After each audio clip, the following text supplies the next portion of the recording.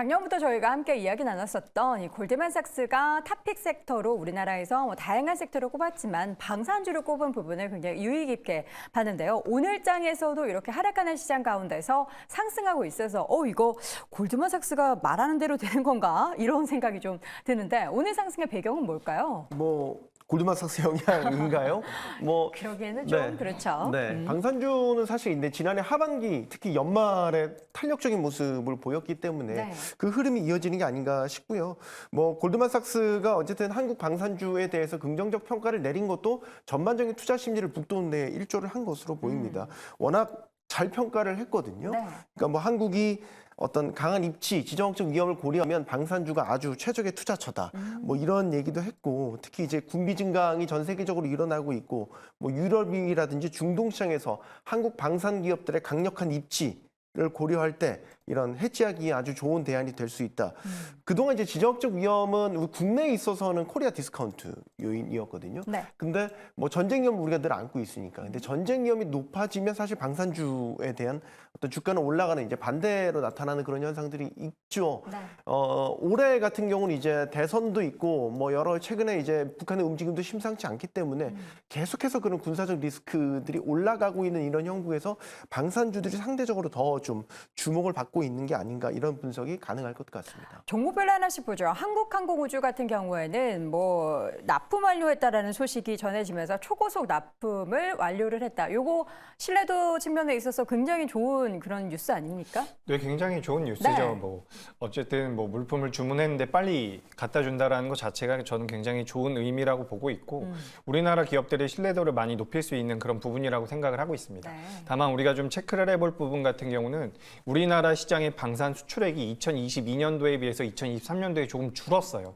물론 이 수출입은행에 관련되어 있는 여러 가지 이슈들이 있어서 수출 물량이 좀 줄어들었기 때문에 그 부분은 좀 말씀을 드리고 싶었고 또 한 가지 말씀을 드려보자면 우리나라가 이제 무기 자체를 수출하는 국가가 많이 늘어났다라고 합니다. 그리고 수출하고 있는 무기 체계 시스템 자체도 여러 가지로 늘어났다라고 하니까 전 세계에서 이제 우리나라 방산 기업들이 차지하고 있는 그런 비중이라든지 점유율이 많이 올라가고 있다는 부분은 굉장히 긍정적이라고 생각을 하고 있습니다. 그래서 방산 관련주들 같은 경우는 어떻게 보면 테마성도 어느 정도 가지고 있기 때문에 시장에서 부각이 언젠가는 될 수 있다. 언젠가는이 아니라 지금도 굉장히 좋은 흐름인데 그런 좋은 흐름 와중에서도 부각이 된다라고 한다면 시세 자체도 좀 더 연속적으로 나올 수가 있다라고 보니까 이 부분 참고하셔가지고 매매하시는 데 도움이 되면 좋겠습니다. 네, 또 다른 기업 한화 에어로스페이스는 이집트로 미사일을 수출한다라는 소식이 있던데요. 네, 맞습니다. 아직 확정된 거는 아니고요. 지금 이집트에서 지금 이제 대전차 미사일, 그러니까 헬기에서 다는 이제 대전차 미사일을 지금 발주를 하려고 지금 계획을 하고 있는 그런 상황이고요. 이와 관련돼서 지금 하나 에어로스페이스가 이집트의 이제 이런 사업의 이제 1차 기술 평가를 통과했다라고 보시면 될 것 같습니다. 여기서 기술 평가라는 건 서류상으로 이 무기가 이집트 기준에 맞느냐 안 맞느냐 이제 확인하는 그런 절차였다라고 보시면 될 것 같고요. 올 상반기 중에 2차 성능 평가를 진행한 걸로 예상이 되고 있습니다. 이런 성능 평가를 거친 이후에 최종적으로 가격이나 이런 걸 맞춰서 아마 최종적으로 발주처가 결정이 될 걸로 보여지고 있고요. 특히 이제 이집트 같은 경우는 하나 에어로스페이스가 이제 K9 자주포를 수출했었던 전력이 있습니다. 그러니까 기존에 이제 사용했었던 그런 이제 무기 체계가 있기 때문에 이번에도 이런 이제 대이집트 관련된 무기에 대해서 좀 수출할 수 있지 않을까라는 이제 기대감이 좀 더 키운 그런 상황이고요.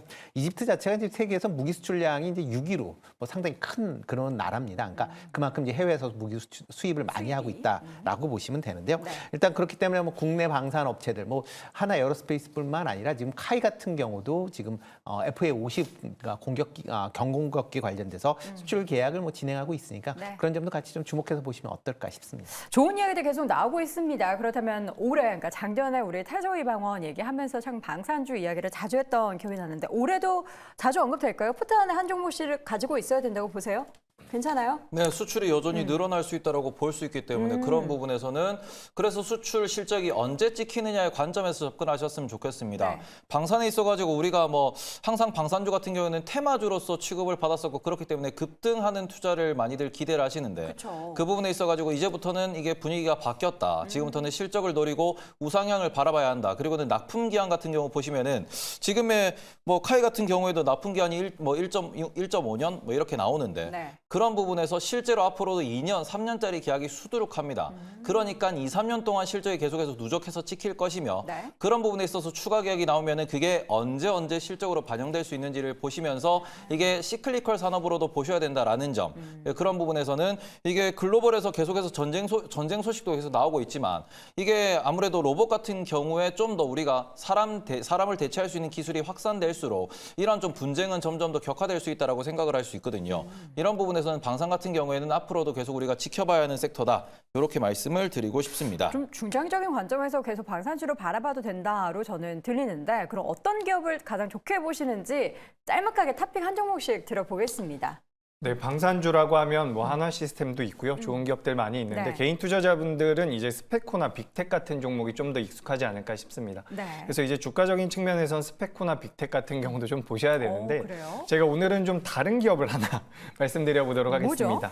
바로 코츠 테크놀로지라고 하는 기업인데 거의 방산주로 알려지지가 않은 기업이라고 보시면 좋을 것 같습니다. 이 회사가 이제 무기 체계와 관련되어 있는 기술력을 가지고 있는 회사예요. 그래서 작년에 방산주들이 다 올라갈 때도 혼자서 좀 소외되는 모습이 나왔는데 그래도 올해에는 어느 정도 시장에서 부각될 가능성이 있지 않을까라고 생각을 하고 있습니다. 신규 상장된 지 얼마 안 됐기 때문에 이제 보호예수 물량을 제가 좀 체크를 해봤는데 그래도 2월 달까지는 별다른 물량은 없다라고 보고 있습니다.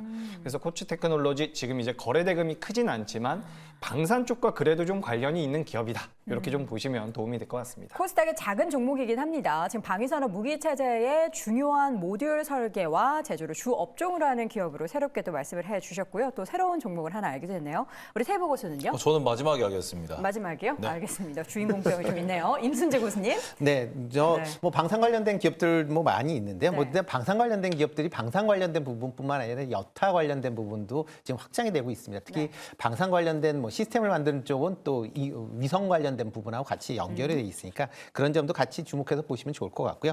저는 뭐 대표적인 기업이 이제 하나 시스템 여전히 보고 있고요.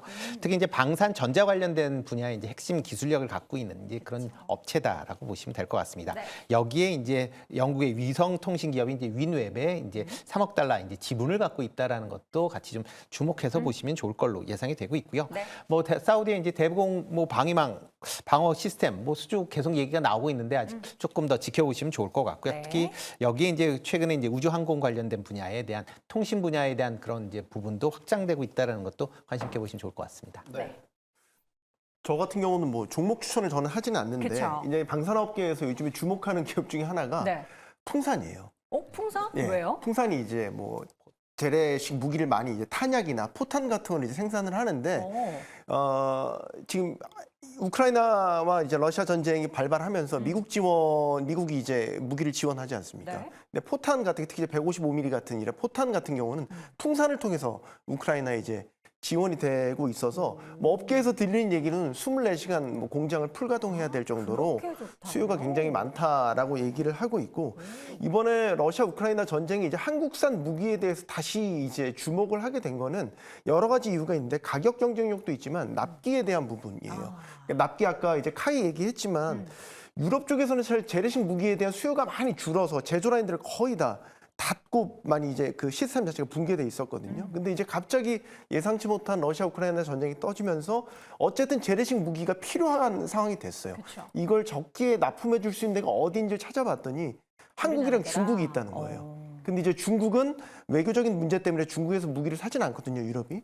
그러니까 우리나라가 그 수혜를 잇게 된 거죠. 그래서 어떻게 보면 풍산 같은 기업도 어떻게 상대적으로 좀 주목을 받게 된 거고, 그러니까 가격 경쟁력도 있으면서 불량률도 굉장히 낮고 거기다가 특유의 빨리빨리 문화에 따른 어떤 납기를 맞춰주는 그런 한국산 그 무기의 어떤 특징, 강점으로 좀 부각되면서 이런 것들은 뭐 눈에 보이지는 않지만 계속해서 그 저변에 좋은 길목을 차지하고 있는 방산주의 위치가 아닌가. 네. 라는 생각을 하게 됩니다. 알겠습니다. 간단하게 탑픽 종목 들어보겠습니다. 네, 일단 방산주는 두 가지로 구분하시면 됩니다. 본인이 만약에 내가 테마주로 단기로 승부를 하겠다라고 하시면은 중소형주를 보시는 게 맞아요. 그러면은 중소형주 중에서도 세트레가라든지 캔코 에어로스페이스, 어센 에어로스페이스 이런 약간은 아주 좀 생소한 기업들이 존재할 수 있습니다. 다만 내가 실적을 보면서 장기적으로 모아가신다 그러면 앞서 말씀해 주신 풍산이나 하나시스템도 그렇고 현대로템, LIG 넥스원처럼 정말로 숫자가 찍히는 기업들은 우상향 관점에서 우리가 우리가 실적이 늘어난다는 관점에서 계속해서 분할 매수로 접근할 수 있기 때문에 내가 어떤 전략의 투자자냐를 먼저 구분을 하시고 내 전략에 맞는 종목을 선택하셨으면 좋겠다. 그리고는 분할 매수를 하실 거면은 대형주로 하시는 게 좀 더 좋을 것 같다라고 말씀을 드리면 될 것 같습니다. 그래도 종목이요. 종목이 말씀드렸잖아요. 하나로템, LIG 넥스원, 하나시스템 그리고는 그 풍산까지. 탑픽은 원래 하나 아닌가요? 하나? 탑픽이 4개일 수도 있습니다. 그래요. ETF를 사시죠. 자, 이렇게 해서 우리 방산주에 대한 이야기를 나눠봤는데 올해도 기대가 된다고 하니까 여러분 잘 지켜보시기 바라겠고요. 다시 한번 내용 정리해드리겠습니다. 자, 먼저 임순재 고수의 의견 먼저 보도록 하죠. 임순재 고수는 각국 국방력 강화에 기대가 된다. 손소 고수, 납기, 가격, 품질, 3마리 토끼를 잡은 K방산이다. 이재규 고수, 기간 조정은 좀 필요할 것 같다. 태보 고수는 숫자를 기다리는 즐거움이 있다라고 모두 긍정적으로 의견을 남겼습니다. 자, 오늘 짠탑5 마지막 1위 주제 확인해 보시죠.